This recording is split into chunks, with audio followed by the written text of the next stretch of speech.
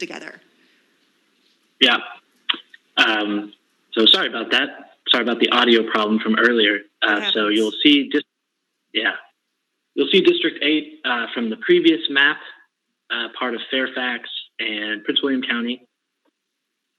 And then Districts 9 and 10, like was said earlier, Loudoun County does not have enough population for 2 full districts. And so to achieve that, I grabbed some of Clark County and put it in here with District 9. The thought process behind drawing Districts 9 and 10, we saw an opportunity to increase the Asian population of District 10 above 30%. And so we drew with that in mind, resulting in this shape. District 11 is down here in Prince William County. District 11 is a plurality Hispanic district at almost 36%, and it is Manassas Park, Manassas City, some immediately surrounding precincts, and then over along the border with Fairfax to the east. District 12 is the balance of Prince William County along I-95 in the south, and then the immediate northern precincts of Stafford County grouped together.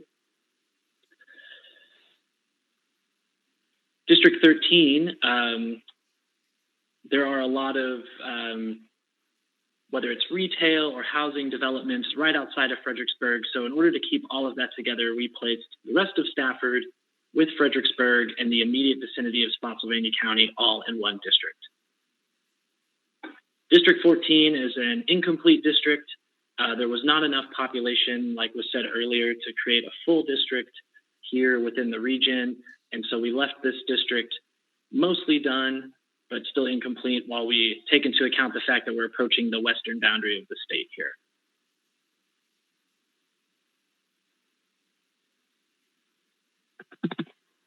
And that is all I have to say about the Senate map.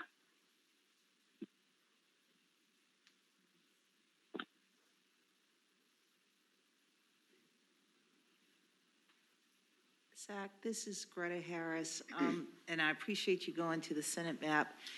I think we lost you pretty maybe halfway through on the House of Delegates map as well, and I was just wondering if you couldn't, if people don't have questions on the Senate map right now, whether or not we can go back to the House of Delegate map for clarity. Sure. And then can I, yes, Delegate Simon. Just a real quick question on the Senate map, and I think I understood this maybe a little bit too from Mr. Hubert's questions, but it sounds like in the way you were describing the makeup of the districts that one of the criteria, although it wasn't necessarily official criteria, you seem to look for opportunities to give certain minority groups a greater voice in some of these districts, even though that wasn't necessarily a place where racially polarized voting was found to be an issue. Was that one of the things you had in mind when you drew these districts? It is something I considered, yes. Thank you, Madam Chair. Okay. Is there any other comments on the Senate maps right now as they are?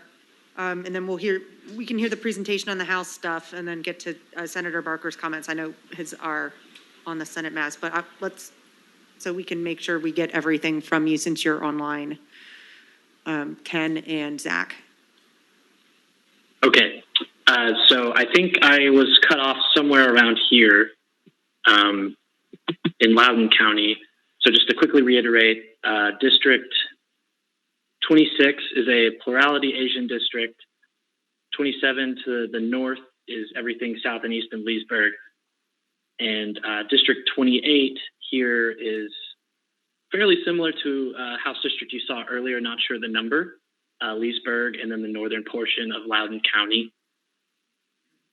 District 29 was the balance of Loudoun County into Clark County and then a portion of Frederick County. I think the geography here necessitates this district based on everything else we drew. But being in the northern end of the state, I think this was an appropriate reach into another region. And then District 30, like I said earlier, is the remaining balance on this side, all within Loudoun County. District 31 is all of Fauquier County, transitioning outside of Prince William County into a more rural or sparsely populated area relative to the more suburban areas. And Fauquier County here, this District 31 grabs just a few precincts out of Stafford County to bring the population up to within 2%. District 32 here is a high diversity district with 27% Black vote or population, and then 21% Hispanic. It is the remaining section of Prince William County along I-95 and then along I-95 into Stafford County. District 33 is the remainder of Stafford County here, including all of the development along I-95 north of Fredericksburg. District 34 is all of Fredericksburg and the immediate vicinity in Spotsylvania County, keeping this area whole.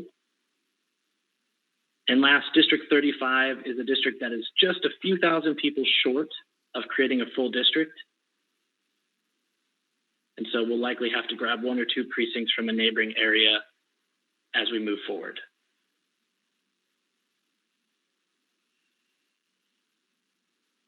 And that is the end of the House map. Thank you for being patient with my audio difficulties. Madam Chair? Yes. I'm going to ask a question, Greta Harris. And I believe it was the co-chair's question, and I'm just reiterating it because I'm interested as well. It does seem like the other map has a much larger footprint than the map that you're drawing, in that the other map includes Rappahannock, Madison, Culpeper, Warren, even Caroline County. And is that just, you hit the population numbers that we needed to for the region, and then it will influence when we move over to the Shenandoah region or something like that? It does seem like it's a pretty sizable differential in footprint. Yes, so, sure. The populations of the counties I did not include are all too small to have one district by themselves. And then we're approaching other regions. And so I didn't feel like it was appropriate to draw, a district that only had a few thousand people in it and left incomplete, So it was just an issue of population on the outside counties. Okay, thank you. Or John, do you? Yeah, I just wanted to talk about the difference in the counties we took into the drawing process. Generally, I tried to draw complete districts, so none of the districts that I drew were incomplete, first and foremost. I did take additional populations that are a little bit outside of the regions as defined by the commission, and I understood that was appropriate. And then the last thing I'd say is, it was intentional. The splits that I made were intentional because you'll see in the next round of maps that they're going to pair with counties outside of the region in the next regions. So if I left the split kind of hanging, there's a reason for it. Thank you. So, Madam Chair, Greta Harris, when I start looking at the overlay maps, and I'm just looking at the House right now, I mean, there are nuances and all that are there. It seems like where there's the biggest differential, not exclusive, but the biggest is really in the highest population areas around Arlington, maybe Falls Church, Alexandria, where there are some pretty substantial differences between the two map drawers. So I think, as people have said before, that this will be an iterative process. And so I'm trying to figure out, next week, we're going to be moving to another part of the Commonwealth to take an initial look. but would love to hear feedback from other commissioners on maybe there's an additional meeting, virtual meeting, that we could add where we look at the, maybe a consolidated map where there is similarity, and then we really look to see where there are substantial differences that we'll need to dig in and look a lot closer. I'm just trying to figure out the rhythm and the cadence of how we're going to come back and reconcile the two different maps right now. So I think the question is, we have what two individual people made differently. Is there a place where, and I know, John, you're standing here, so you're the one who's physically present, where you and, where we can go have that conversation and you can work together in either our presence or we can have people present, so it's not necessarily behind closed doors, but generate a joint map, to the best of your abilities with the lawyers present as well. And that's gonna, I mean, can we do that so that we have something, so we can try to consolidate? Sure. So what I would suggest is, you know, we're doing this, again, the first region that we did was a portion of a region. It was inner Northern Virginia. Now we have outer Northern Virginia. So you've got 35-ish districts between the two plans combined. That's a substantial number, and there are differences in them. So I would encourage the commission to look at the differences, not just visually, but in the data as well.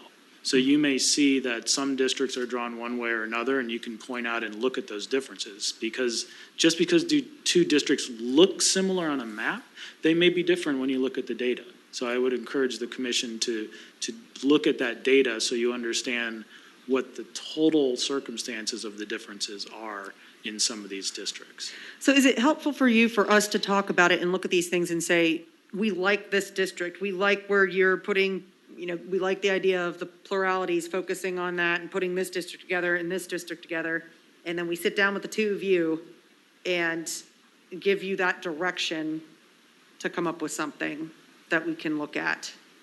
I think that's possible. I think that, you know, in the overlaps, sometimes it's just a matter of, you know, a precinct or two difference.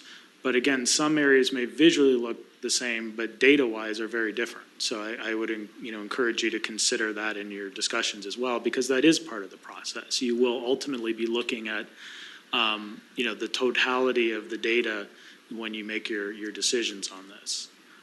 So I think from a procedural point of view, yes, I think if we get with the attorneys and the co-chairs or some group as you set up, you know, we could make some progress in combining some of these maps. But I will say that as we look at some of these county areas that we've taken into the maps, they are substantially different in certain areas. And I think you'll see those differences are, sometimes they're obvious. And I think you'll have to consider how you want to handle those areas that don't align very well. Madam Co-Chair, when this commission voted to have two map drawers, this is the challenge that we have. Instead of selecting one that we could all agree on, that didn't happen. So at some point or another, we're going to need the map drawers.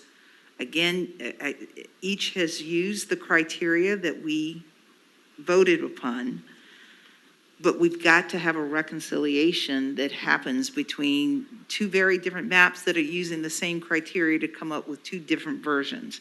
And so I'm trying to figure out how we give the best guidance to get to a substantially singular map that will stay with the criteria that we have, be fair, and we have one map, because it's two very different strategies right now. And I'm sort of looking at the attorneys, if you've been involved in redistricting before, where you had two map drawers trying to get to a single answer.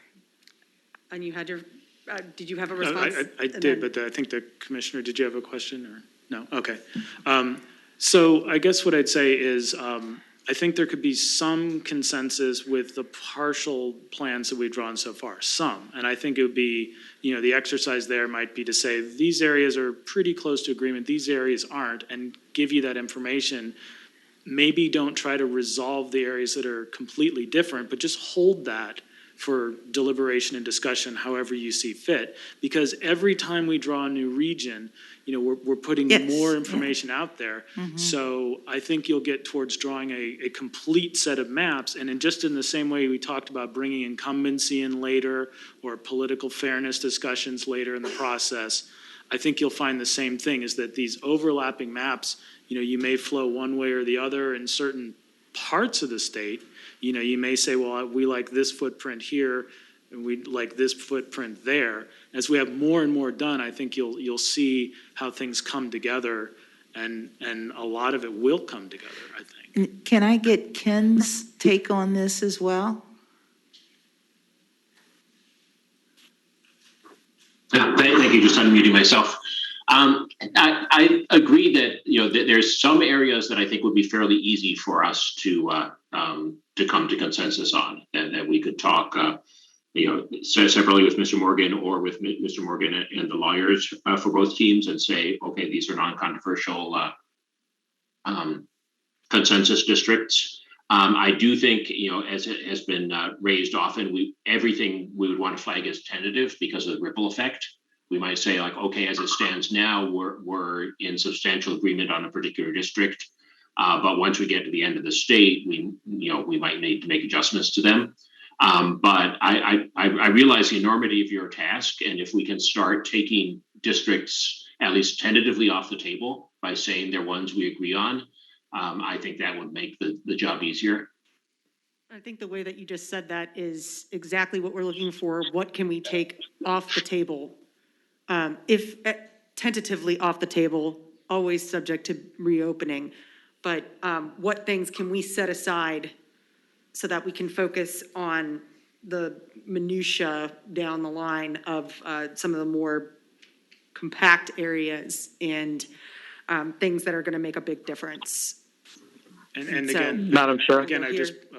I would just Yes. point out that, as you move forward with the idea of having a harmonized map where you're bringing the different maps together, some of those will naturally occur. You'll see these just fit together, and the areas that have substantial differences, I think you'll be able to see what those differences are, either district by district or in the effect of the entire plan, which is one of your criteria. When you look at favoring or disfavoring, the partisan considerations, things like that, you'll be able to see that as the whole plan develops as well. So I think what you're saying is that it's hard to make decisions right now because we need to look at them as a whole, and they'll probably all start shifting. You will have in to a better consider direction. that in the process at some point. Sure. So, there's sort of a separate analytical step that analysts would do based on an entire plan that may influence what you're doing in one district or another. So if you look at an individual district, you may say, these are the demographics, these are the partisan characteristics of this single district.